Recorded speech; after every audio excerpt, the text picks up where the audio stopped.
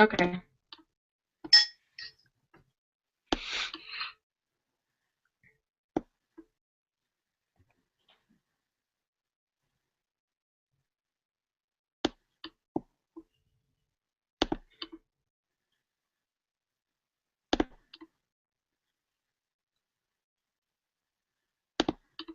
Okay, it says we're live.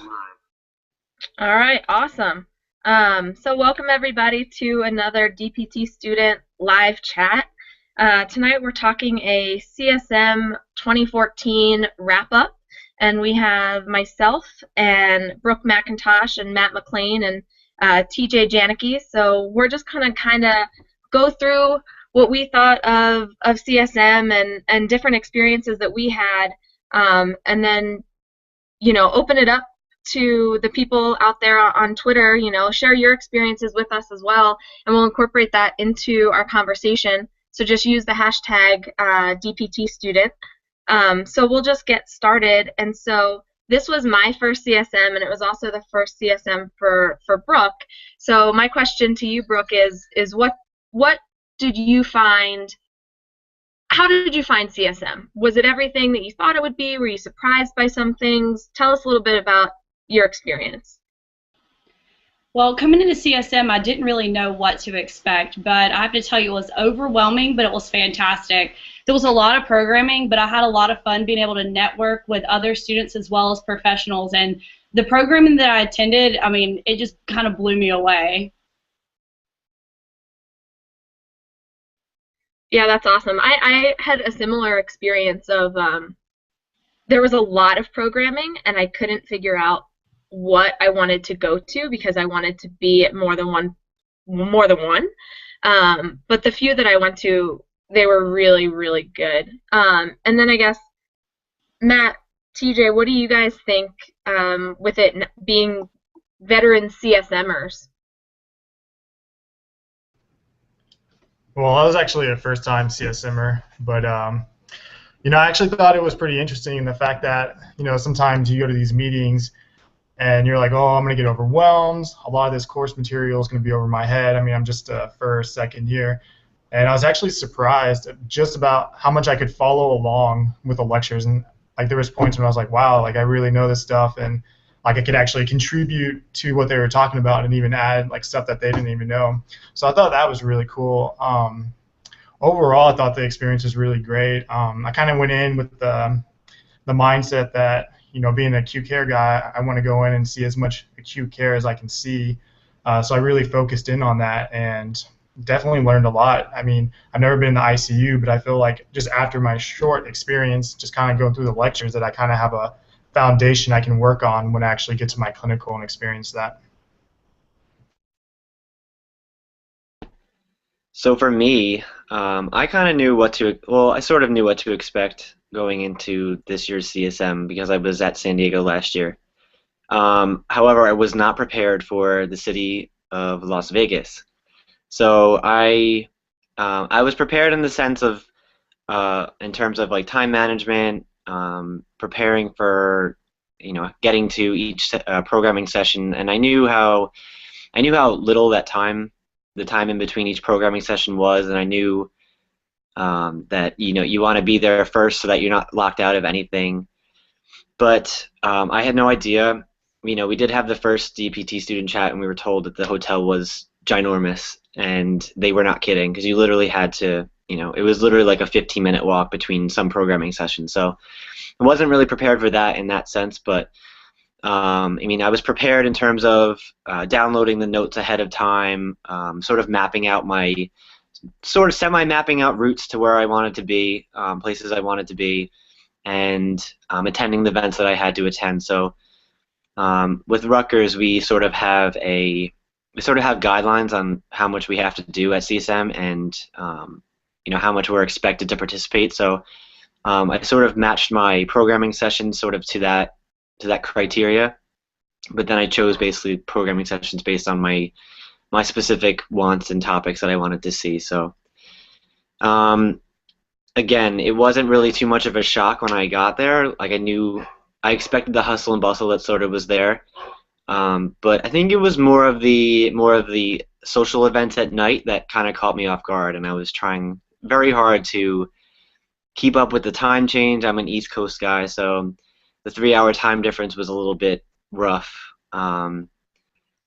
And trying to stay up into the late hours of the night and then wake up again at 6 o'clock in the morning was a bit of a challenge. But other than that, I'd say I was pretty prepared for it. So I have a question, guys. What do you think you would like to see next year that you didn't get to see at CSM this year? That's a really good question. I had actually mentioned this to TJ during CSM. A lot of the sessions were obviously educational, but I would love to see hands-on sessions if that's a possibility. And then one thing that actually Melissa Drager just said on Twitter is that she didn't feel like she was able to network enough. So she would have liked to see more networking sessions. And I would kind of agree with that for the students that are a little less connected than we are. I would say that the four of us did just fine networking, but with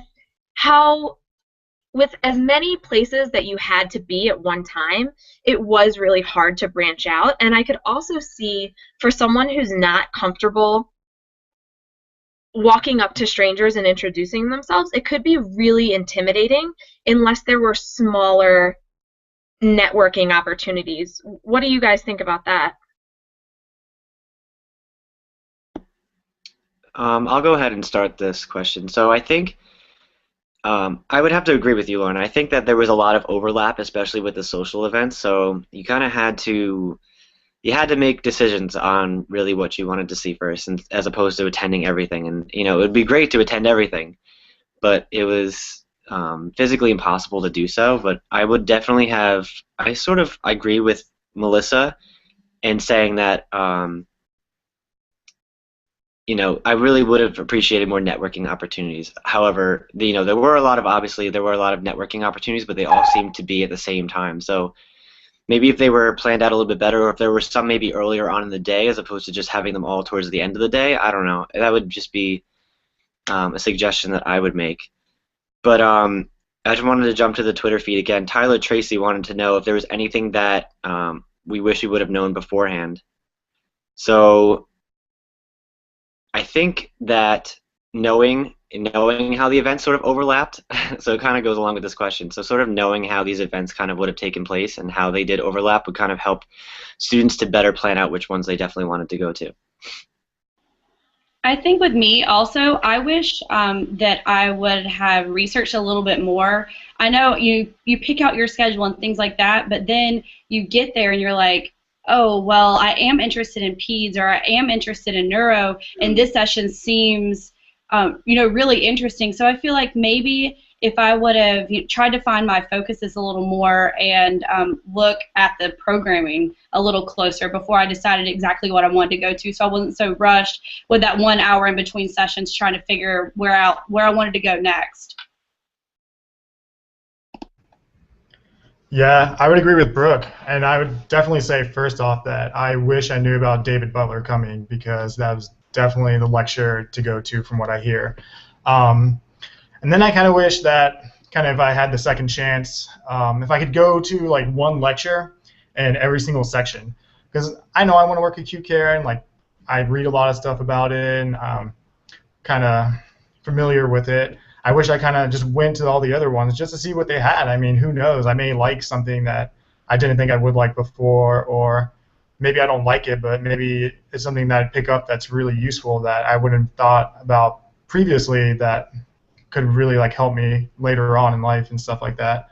So that's one thing I wish I would have done. Yeah, I agree. I also wish I would have had more time to really spend time with the exhibitors.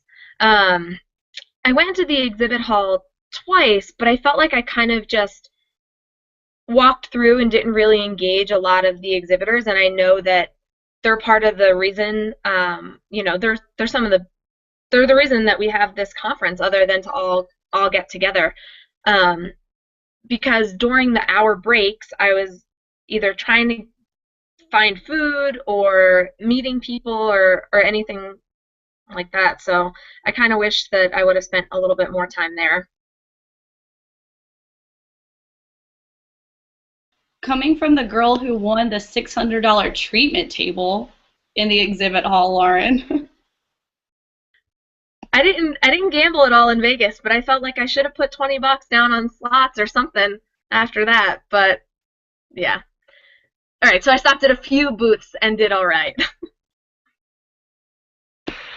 I think you did more than all right, in my opinion, with that $600 treatment table. And then you won the CPR, the clinical pattern recognition app, which is like a 12 or 10 or $12 app. So I mean, that's a win in my book. So I think you're right, though. I think that it was definitely tough to attend all the programming that you wanted to attend and have adequate time in the exhibit hall, because the exhibit hall was absolutely monstrous, and there were 2 levels to it. So if you, unless you were, could split yourself into 3 people, it was literally impossible to cover all the ground. But I would say, Lauren, I think you hit the good ones. Um, One of the events that I wanted to talk about that my experience was different than your 3 was I went to the residency and fellowship event on Wednesday evening, and I have to admit that even I was really overwhelmed by it, and I feel like I'm pretty strong at networking. It was in it was in a big room, but there were high top bar tables, and on each table there was a sign of which residency or fellowship representative you would be speaking to, but you couldn't see the sign until you got right up to the table. So if you walked up to the table and there was no one there talking to the person that was representing, you would like look at the sign and be like, "Oh, sorry, I don't want to go there. Let me just like awkwardly walk away." So I think that kind of has room for improvement next time, because I think it's a really valuable session. And I kind of planned it where I wanted to meet with a few people there, and I went in, I talked to them, and then I wound up leaving just because it was too crowded to just walk around and browse different programs. So I'm wondering if that reception next year was set up more like almost like the expo, where people had like booths and information that you could kind of just like take instead of having to walk around searching for people. So that was my opinion. What are some of the events that you guys went to that really stand out in your mind? So I'll take this. Surprisingly, actually, one of the events that really stood out to me was, and I don't know if there was an exact name to it, but it was the Student Association for the APTA. It was put on by the Student Assembly, and basically had a panel of 4 people. I can't exactly remember all their names, but after there was basically a vote before, and then after they did like a quick talk, and they talked about some issues that's really kind of like a hot topic in PT right now. Dry needling was one, and then I think moving PTAs to a 4-year degree. And at first I was really hesitant on whether I wanted to stay to that or if that was really going to catch my interest. And honestly, that was probably one of the best lectures I attended the entire time there. Like, it was great. They put on a great job. Everyone was excellent. Learned a lot, heard a lot of people's opinions. So that surprised me the most, and that's what I really enjoyed and always think back to. For me, I think I actually enjoyed every piece of programming that I went to. So the first one, I did get to go to the David Butler, Lorimer Mosley talk, and it was, I mean, I've been to, at CSM I attended a lot of programming, and this one, I think this CSM like topped it with all the programming that I went to. And so starting off with this paint talk by David Butler and Lorimer Mosley it exceeded any expectation I had of talking about pain. So, and those guys can really put on a presentation. They're hilarious and they're smart as heck. So it was really an interesting perspective on pain. And it actually made me go home and actually want to research the topic more. And I'm actually looking forward to. They're actually having Louis Pointendora and his colleagues are putting on a pain. It's a pain seminar or a pain conference soon, so I'm actually looking into hopefully attending something like that. But I also attended the APTA's the Vision Task Force had a talk, and they talked about how they came, how the vision came about, basically, in the process of doing so. Brooke was actually with me at this one, and it was pretty amazing, and to see how involved it is, or how detailed this process is to come up with this vision. And they described the new vision as tweetable, so it's not very long. It's short and sweet, and there was way more detail that went into planning this or creating this vision than I would have ever imagined. But something that kind of stuck out for me at that one was Brooke kind of leaned over to me and said, she's like, "That'll be us someday, creating this vision for our profession." So that's a memory that I'll never forget, and it really shows Brooke's passion, and it kind of rings through as the passion for all the DPT students that were attending CSM. So moving on from there, I went to a lot of social media based programming.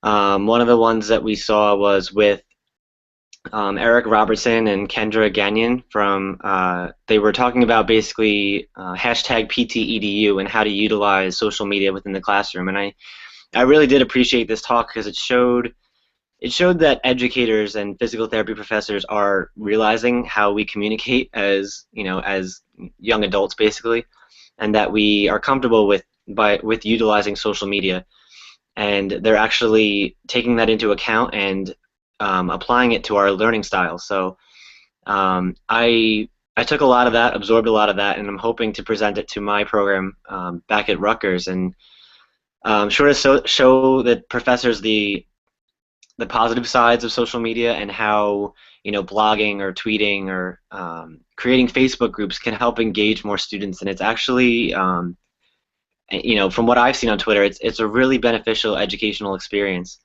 So I'm looking forward to bringing that back to my program. I got to see quite a few business talks and different perspectives of PT business that you don't really get in school. So Andy Lodato and Jerry Durham talked about this paradigm shift of sort of dropping the term patients and sort of switching over to consumers. So they described the word patients as more of a passive term, and then the consumers as more of an active term, and it sort of gives the consumer more power within their treatment session or their plan of care, and it makes them sort of more responsible for their care. And I think it's an interesting topic, because we really only hear patients, and we really only hear how insurance companies are going to govern how we practice. And I think it was definitely an interesting perspective of business, and how we don't have to let insurance companies sort of govern how we run our practice and how we have an effect on our patients' lives. So that kind of hit home to me. And then of course the CSM Twitter panel was the big shebang at the end of the conference. So we have that awesome picture of all the DPT students sort of standing out in the audience, and the tweets were flowing, and the panelists were all amazing, and you could tell how passionate they were about what they do and how they converse with their professional colleagues, and especially us DPT students who were proudly standing in the audience. So I took a lot of really good messages home with me, as you could tell, and I'm still kind of living off the adrenaline rush from everything. So that was pretty much my experience with programming.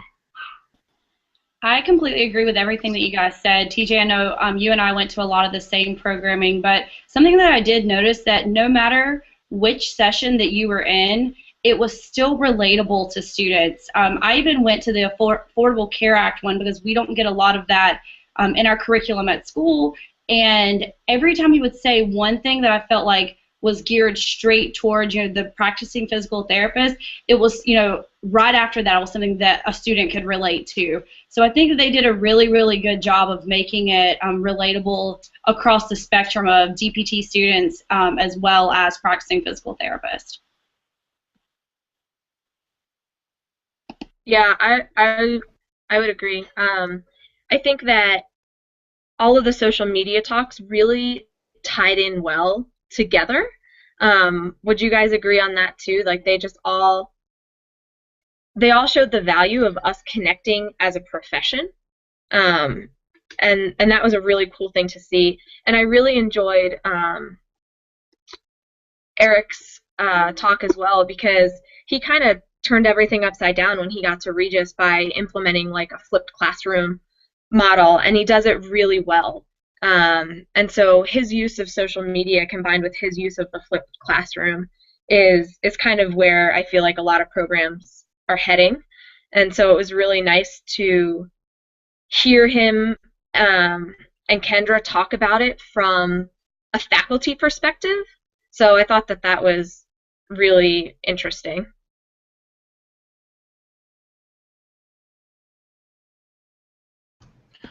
So Tyler Tracy at Tyler Tracy 10 has a really good question. He asked, did y'all experience or learn anything there that made you think twice about the clinical setting you're considering? I'll kind of start off. For me, not really. Like I said, I've already been interested in acute care for years now, and the lectures I attended were regarding to the ICU, which is kind of like a new thing. And to me, personally, I find it extremely interesting, and I like working with those complex patients where there's a lot of risk to it. What about you guys? I would say for me, it didn't change anything, but it almost, when I left, I felt more passionate than I did when I got there, if that makes sense. I went to a few of the private practice section education sessions, and combined with hearing the business side, I have a business background, and so that kind of stuff really appeals to me. So hearing that, also combined with, I don't know, I would say 7 or 8 people told me that I should probably just leave the state of Colorado after I graduate. So those two things together kind of just made me want to look for solutions in my state instead of just leaving. So now I'm kind of just thinking about the way that clinics are run in Colorado and if there's anything that could be done differently. So I wouldn't say that going to CSM changed what part of PT I want to work in, but I would say that it gave me a new perspective of something to work towards.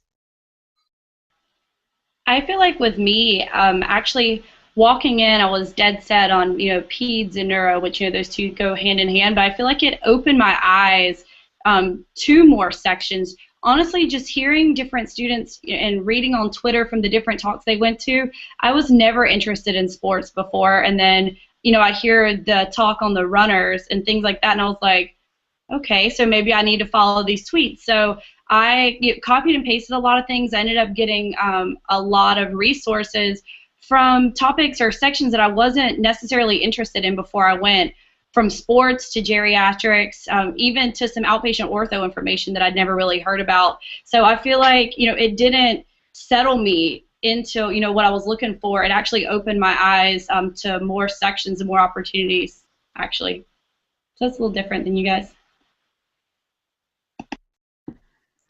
I actually, now that I think about it, I don't think I went into any specific section programming. Mine were all, they were all either social media related, so I guess that's more like education, I guess. They were more social media related or business related. So I have a particular interest in orthopedics, but I actually didn't get to really attend any orthopedic sections, mostly because I think I'll have plenty of opportunities in the future sort of to check out that type of programming.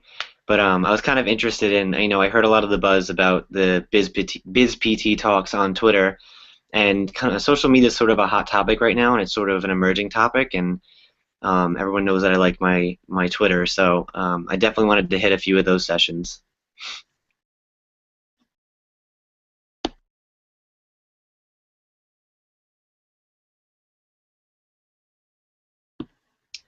I would say that one thing that like pleasantly surprised me was that so all of us have obviously met on Twitter, and we had met so many other people on Twitter as well, like some big name PT people. And so when I was nervous to meet some of these people in person, and I was surprised at just how natural it felt to meet people. I mean, I always stuck out my hand for a handshake, and it always turned into a hug because you already have built relationships with these people. So it was amazing to just, like Ann Wendell ran right up to me and hugged me, and it was totally, it wasn't surprising. It was totally like natural. And she got really excited because I'm smaller than she is. So that was a benefit. Yeah, I think that was another thing that surprised me too. It's like I guess all four of us really kind of created friendships over Twitter. Because I met Brooke and I met Lauren and I met Matt for the first time at CSM. So it was it was really kind of cool to see how we kind of developed those friendships over the social media. And I like to tell a story because it's kind of funny. My parents actually asked me, because I stayed in the house with Jerry, Ann, and all those people. And my parents said, who are you staying with in Las Vegas? And I said, oh, just, some people I met on Twitter. And I think they almost had a heart attack when I said that. But it was, it didn't feel that way to me. It felt like we kind of created a friendship that, that's lasted a lifetime already. So the same thing kind of went when I walked into conference hall and literally, I think it was Spencer who he started walking really fast across the hallway towards me, and I had no idea. I honestly had no idea who he was at first, and he's like, "You're TJ, right?" And I'm like, "Yeah." I was like, "Yeah." Who are you? And what's your Twitter name? And then he told me, and I kind of knew. So it was kind of cool how those bonds sort of created over social media, and that's kind of why I wanted to check out that specific type of programming. I agree with that 100%. But the other thing is even some of the PTs and DPT students that I had never met in real life, as soon as I walked up to them and like stuck my hand out, to shake their hand, they were immediately engaged. So that's why I didn't think that networking was that hard, because I mean everyone was there, kind of with the same purpose. So I felt that it was, just as easy to meet PTs who I didn't see on Twitter. Of course, I loved meeting you guys and all of the other PT students and physical therapists that I connected with on Twitter beforehand, but I thought that it was just an easy networking opportunity. It could have been made easier with, more outside conference times, I guess, like time slots available for us to chat, but I mean, overall, if you want to network, you're going to make it work. And like I said, I think the four of us really did. And I saw a lot of other students and practicing therapists doing it as well. So you can make it happen.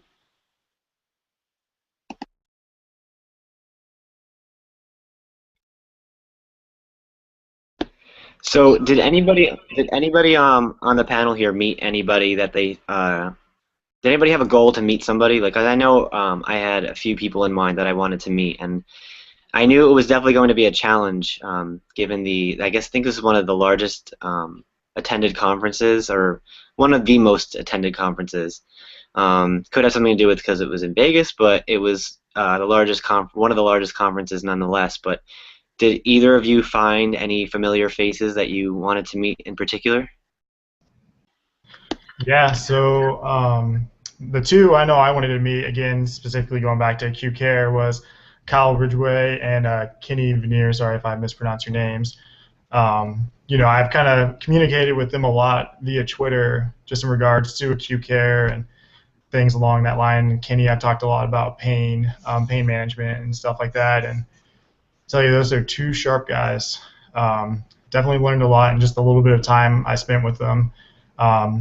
Excited to learn more from them, and now that we've actually met, I hope we can continue the relationship and move forward, and even like the collaboration we could have. It's unreal to think about. So, what about you guys?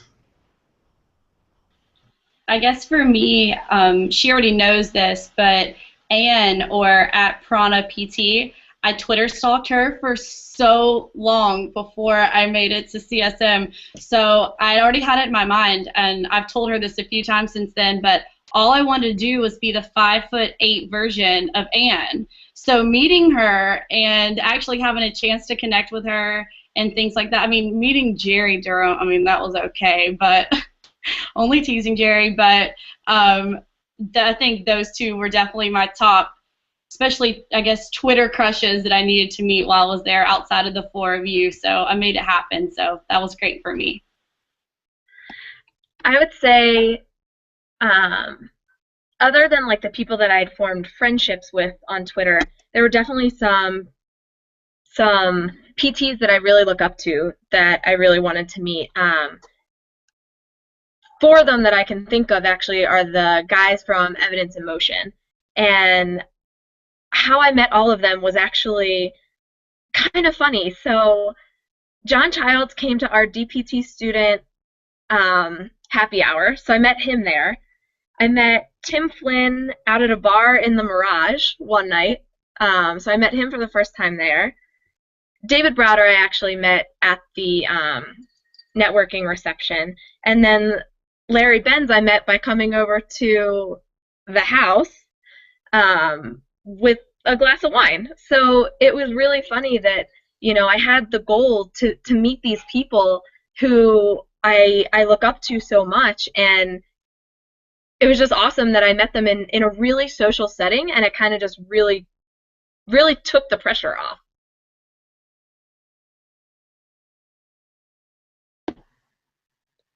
Yeah, you know, staying in hashtag the house was one of my highlights of the trip. So I was pretty excited to meet.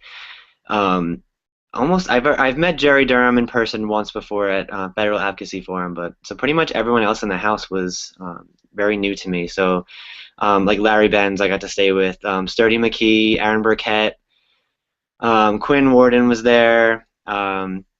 Let's see, who else am I missing? So, I mean, I got to meet like a lot of people that I interact with on Twitter. But I think some of the biggest, I actually met a lot of people that I didn't expect to meet. So, like, I got to meet David Butler and Lorimer Mosley in person at the PT Pub Night happy hour, which was, I think I think those were the people that I was sort of starstruck a little bit, but it was kind of cool to see people out of their natural habitats, I guess, and sort of like they're obviously real people, but they were like, you know, humans like us, and they were interacting and having a good time. So it was really, I mean, it was amazing. But I guess that was my biggest shock. Having a Oh, I had one more person. Oh, go ahead. Sorry, one more person was, so I do a lot of social media volunteering for Physiopedia, and I got to meet Rachel Lowe in person too, so that was very exciting. They flew all the way to Las Vegas from England, so I think they had the longest trip, maybe. I heard there was someone there from Saudi Arabia. I don't know how much longer that is, but that was kind of cool to meet her. Here's a good question. I see this conversation kind of happening on our Twitter feed, but I think the original question was, what do you guys think the difference is kind of between the National Student Conclave and CSM? Do you feel that CSM really embraced and welcomed students? I mean, there was, what, 3,600 of us there out of 10,000?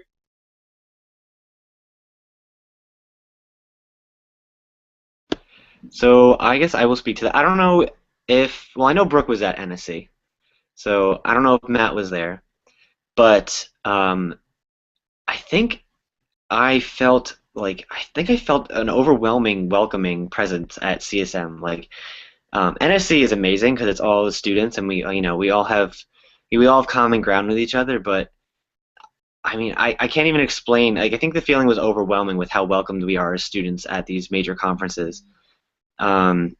We were treated like professionals, and we're treated like part of the family. Basically, when I walked in, I was, I wasn't talked down to. I wasn't, I don't know why I would ever be talked down to, but I wasn't talked down to. I was, treated like an equal, and people were really interested in what I had to say and my opinions and my thoughts, and it's amazing, and I think it says a lot about the way the physical therapy profession runs. They value their students' opinions, and they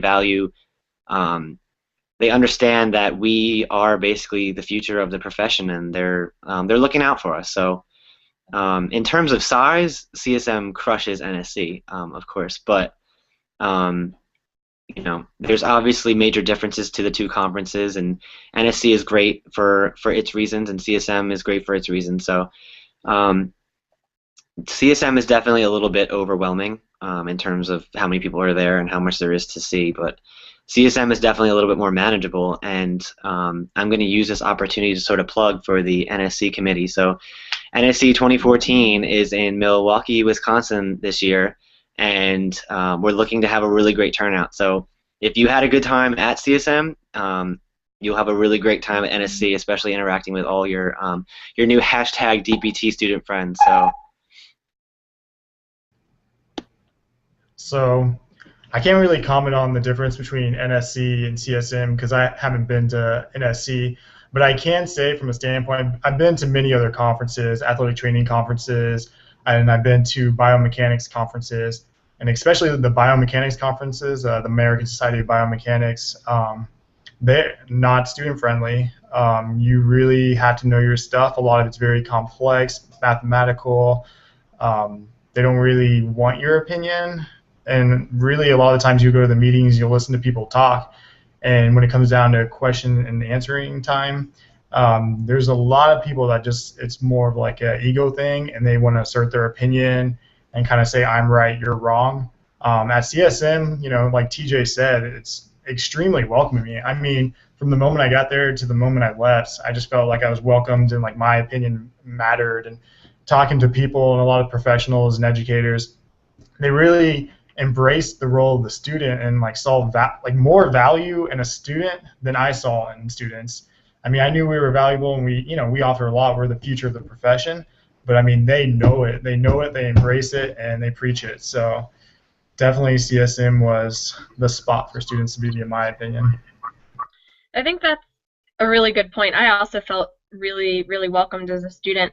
I think this might be a good time to move on to a different subject. So again, how do you think that we could get more students not just involved but engaged, talking to the PTs that are at CSM and really using those 3 days as much as they can, especially the students that aren't good at networking, that get really people have fears of walking up to strangers and just introducing themselves.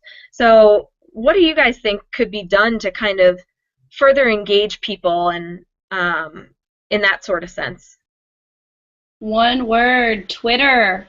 I felt like all of the PTs that I met on Twitter kind of led to another one. So if I was standing there talking to Ann, and then someone that she knew walked up, I mean, they were automatically engaged with me as well. So I feel like if you're worried about networking, get on Twitter first. That's a good place to start. Engage in the student chats, engage with PTs. I mean, use the hashtag, solve PT, biz PT, anything like that. I've never once posted something on Twitter with a PT hashtag following it that some PT that I had actually heard of before, without them answering me. It always happens. So I feel like, jumping on Twitter, which of course naturally because we're all Twitter fiends, but I feel like jumping on Twitter would be the first answer to that.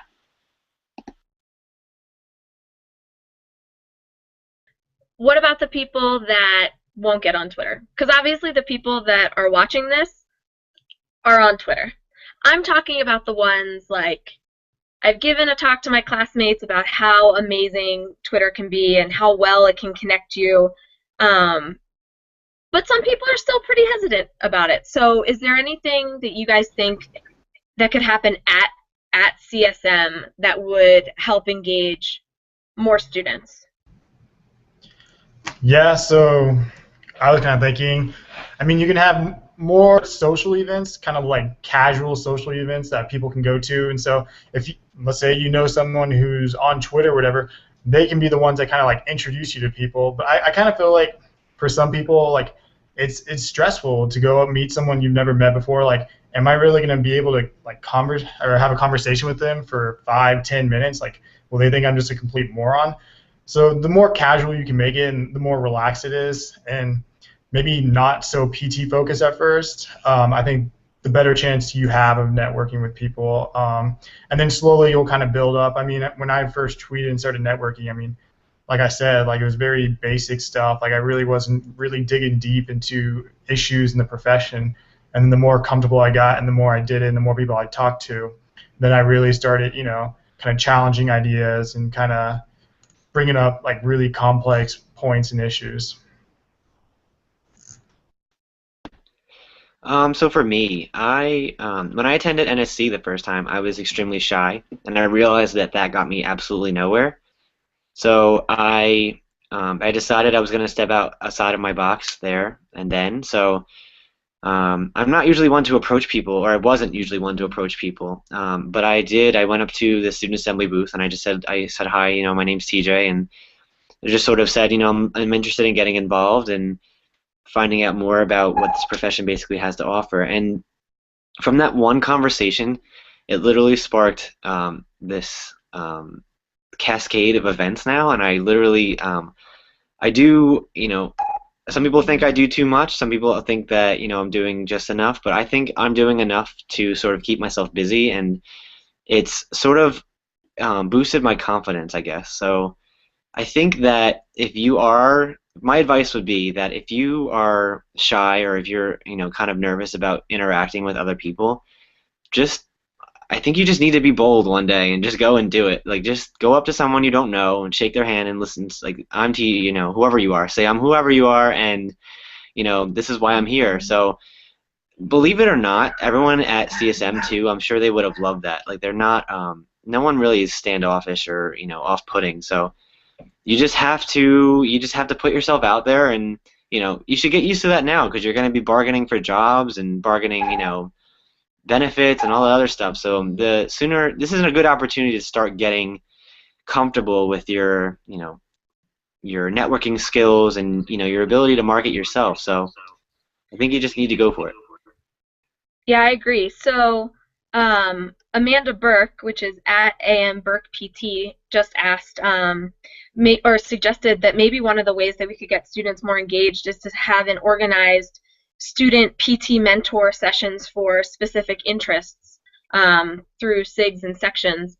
And I know that some of the sections did that. Like, I know that the women's health section had something, and I know that the neurology section had something. But I also found that I didn't know where to find those sessions happening. I know that the women's health one was on Facebook, but one of my classmates went to a neuro mentoring thing that was capped at 25 people, which is a really manageable size, but I have no idea where do you find out about information like that. But I think that could be a really good idea to have kind of more smaller networking events. And then one thing that one of my classmates just mentioned, Whitney Rogers, she said she knew of stuff, but she didn't know if students were invited. Would she be the only student there? Was it some sort of meeting that she wasn't allowed to go to?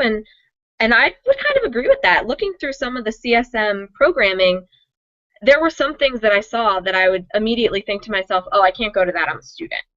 So I don't know if that's maybe just the wrong mindset, but maybe it could be a little clearer for students.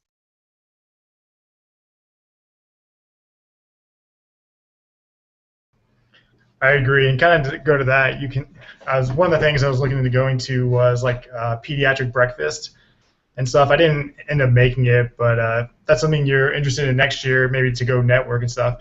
Find commonalities. Everyone likes food, and there's breakfast.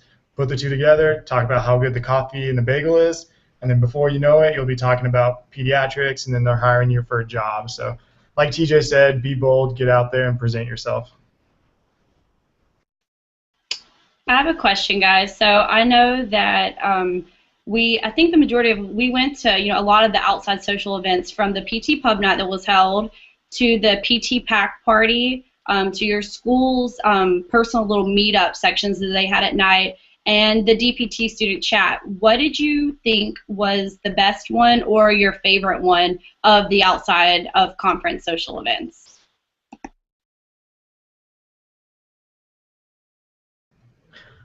So without a doubt, for me, PT Pack was probably the more fun of those that I went to.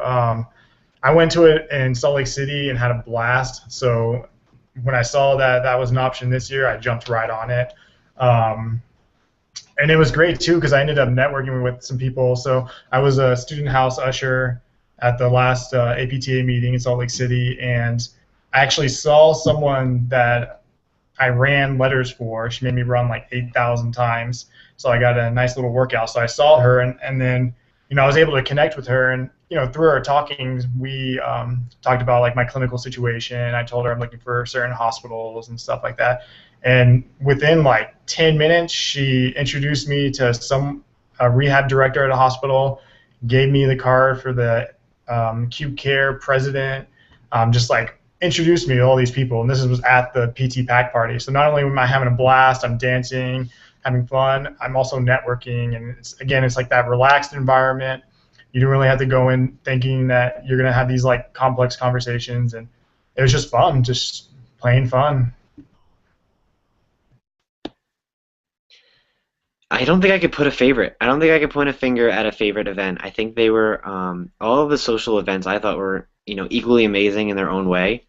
But before I answer my question, Melissa Drager wanted to give a shout out to the Pelvic Mafia group at the Women's SIG meeting that kind of took place during the DPT student tweet chatters event. So they kind of took that bar by storm as well. So starting with the DPT student chat event, I mean, I think that was really cool how we had so many students attend from that we engage with through the DPT student chat, which was awesome. And Ryan Duncan was there too, which was really cool. We got to meet a lot of the people that we interact with on a daily basis, and then I think it was the same night was a Solve PT/PT Pub Night event. So it was kind of, we switched gears a little bit from the student event, and we kind of went into a little bit more of a professional event. And again, all those people that we interact with on Tuesdays and all those people that we interact with through the PT Pub Night hashtag were all there, and it was really cool. It was surreal, and I was, people were coming up to me, again, like, we see your tweets or whatever, and it's kind of cool to meet you in real life. So that event was really cool. And then I would agree with Matt too that the pack event's always awesome, but Las Vegas did it big, and the venue was awesome, and like he said, it was a good opportunity to sort of meet with other professionals and have sort of a professional conversation and sort of introduce yourself to a few faces who you might be working with in the future. So they were all equally great in their own way. So I have a question for you guys. Kind of continuing on the topic of student engagement, would you guys have wanted to see anything there specifically for students in the sense of, resume reviews or, I don't know, some other sort of event? I felt like the only thing that was particularly geared towards students was obviously like the student assembly bylaw votes and like the meet and greet there, and then the residency and fellowship reception. But other than that, I didn't feel like there were things specifically geared towards students, which wasn't bad, but I feel like maybe if there was, more students would be willing to engage. Do you think that that could be a possibility or something that you guys would want to see? I think that's something that I would definitely like to see, but then again, I feel like that's why we have NSC, which I know that not everyone can come to NSC, so maybe if we could incorporate, I love the idea of the resume reviews because you already have the people there who are looking to hire you. So look around. Maybe that's something that I don't know if PTs would want to volunteer for, or if someone wants to apply, and have that as an actual section. But I think a little more student involvement, or activities would be good. But I do know, that's one of the main purposes of NSC as well, which we want everyone to go to in October. NSC PC. TJ, you got anything on that? NSC 2014 hashtag NSC 2014. So the resume writing thing is a great idea. We actually had that at NSC 2013. There was a resume writing session, and one of my professors actually participated in it. So I think it's a great, I think it's a good idea if you want to, bring your resume to NSC. But personally, I think that you can have your resume, you can send it via email to sort of whoever you trust. So it's not really, to me, it's not a pertinent thing to have at conference, I guess, because you could always just send it to someone you trust or email it to someone you trust. But I kind of am on the mentorship kick, so I wish that we kind of talked with the acute care section and talking about how they could possibly sort of we could help them to develop more mentorship opportunities. But I think it would be really neat if we could have like a student meet. Well, I guess you can kind of do it at exhibit hall, but it's kind of tough to have a conversation in exhibit hall.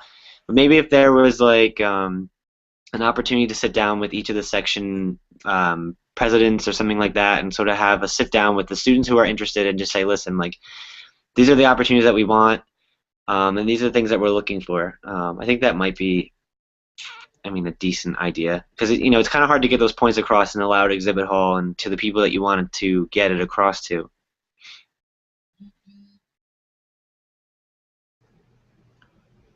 So TJ actually brings up a great point. Just how about that whole mentorship thing?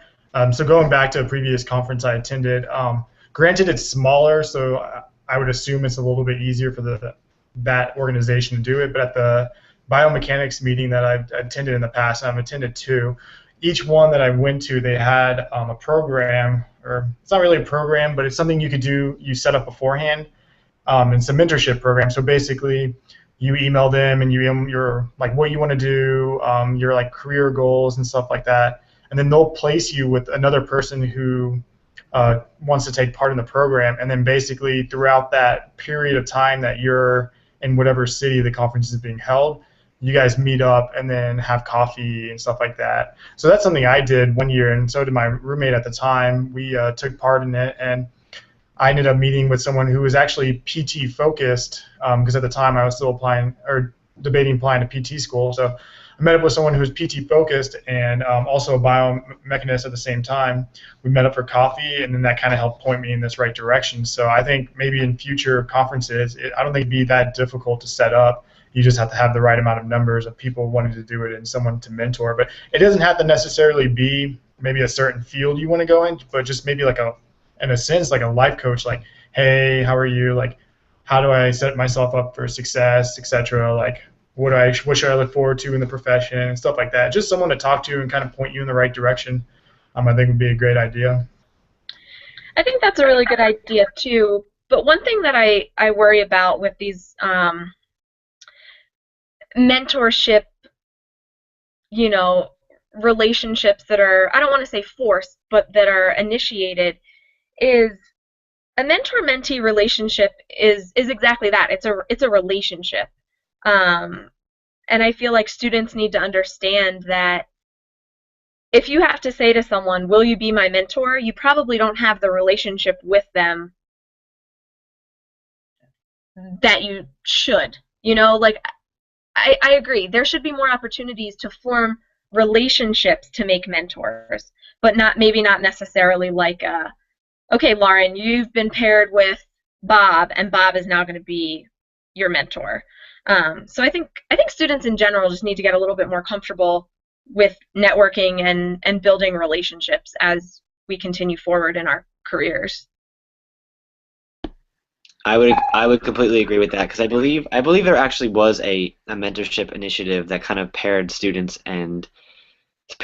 with mentors, and they weren't really they weren't spontaneous meetings. They were just kind of paired with people, and I'm pretty sure that initiative sort of blew up.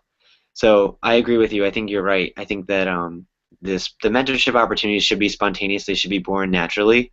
I'm sure we've all connected with someone on Twitter who we kind of consider a mentor now. So I completely agree that you're right, that the mentorship sort of has to gel, and it has to be natural, and it has to be something that you initiate, basically. So it kind of goes back to that point of being bold and reaching out. So you, I'm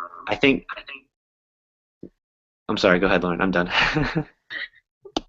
I like that. I could just unmute my microphone to get you to stop talking. Just kidding. So I think we should kind of finish on this question that actually David Browder said, what would make us go to the opening ceremony? And I have to admit, I was in Vegas in time, and I didn't go because I heard through the grapevine that if I was going to miss anything, that's what it should be. So I used that time to hang out with my classmates. But I feel like that's a really good question, and TJ, I see that you guys are kind of chatting about, how the first, it would set this, it would set the tone. So if we had like a really amazing keynote speaker, it would be really cool to kind of just kick off the tone of the conference and get everybody excited. But as far as who that would be, I'm not sure. What do you guys think? I'll start this one. So I think it's really hard to pique everybody's interest at the same time with whoever's going to be the keynote speaker. So for instance, for me, if it was just a motivational speaker who kind of just pumped me up, kind of got the energy up, it didn't have to necessarily be a physical therapist. It could literally be, I don't know, find a great motivational speaker and get me pumped up, because then, I'm ready to go. But I think David Browder pointed out a few pretty big names in physical therapy, and I think that'd be really cool too. I think like I said though, I think it depends on the person. It depends on what gets you going, sort of. But I can't really place a name at this point right now. I think I'm pretty easy to please though too. So I mean, I probably would have went either way, hearing the the negative reviews or whatever. I probably would have went just to be part of the conference for the beginning, but. I think it needs to be someone who's going to gear up the audience and really, like you said, set the tone for the audience, or set the tone for the conference.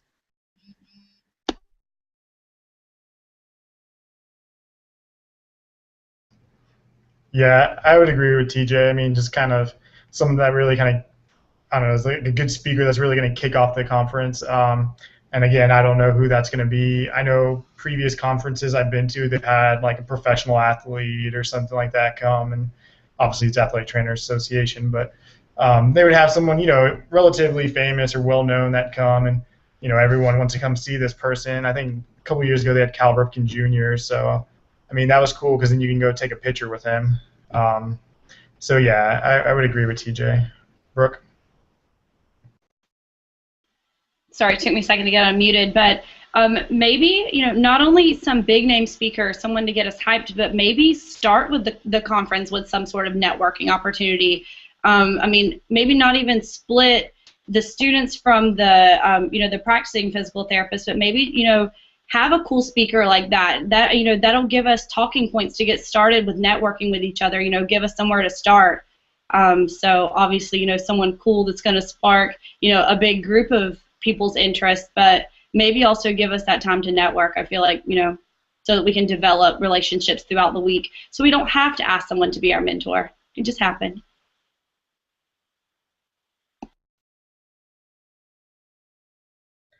Anything else? Any other points that you guys would want to talk about as we wrap up this chat? Yeah, I think we should just make it a point that if you're hesitant about attending conferences, or you're not sure what you're going to gain out of attending these conferences, I think it's really important to know that these conferences are opportunities for students to explore, and to really kind of start to begin to find yourself, develop those mentorship opportunities, develop those relationships that you're going to use basically for the rest of your lives. Start developing those friendships. Like the four of us are now best friends from attending CSM. So it's really a great opportunity to really be a part of your profession. So there's a lot of really great takeaways from attending CSM and NSC. And if you're not engaging, and if you're not looking for those mentorship opportunities, or you're not looking for those friendships, you're not going to find them. So again, be brave, be bold, and we'll see you at the next conference. I think you should be the keynote speaker, TJ. I think you should pump everybody up about how much they're going to learn at these conferences. I'm more than willing to be the pump up guy. I'm ready for it. Anything else, guys? Or are we good to let everybody continue on with their evenings and study? The only thing I was going to hit that real quick. I was going to say, FAF is April 6th through the 8th, And then APTA Next is in Charlotte, and it's June 11th through the 14th. And then hashtag NSC 2014 is October 30th through the 1st. So I hope to get to meet some of the rest of my Twitter DPT student friends and practicing therapist friends there. So I'll say just real quick, if you're looking at all these conferences like, man, how am I going to be able to afford this, or will I have the money to attend these conferences? You know, I was talking to Jerry Durham about this, and the advice he gave me was reach out, go on Twitter, talk to your state board, talk to your school, see like, hey, can you help me out with funds? And people will help you. If you reach out, there's people out there that wants you to partake in these things, and they're going to figure out ways that you can do that. So that'd be my advice. See you guys at the next conference. Awesome. Yeah, I agree with that. I went to CSM on a Kaiser Hayward Fellowship scholarship. So there's plenty of opportunities if money is an issue, which I know that it is for all of us. But that pretty much wraps up our chat for tonight. So CSM 2014 is officially wrapped up and over, and we're looking forward to the next one. And TJ and I definitely have some awesome DPT student chats coming your way. So keep an eye out for them. Some of them will be live, some of them will just be on Twitter. So we will see you guys next time.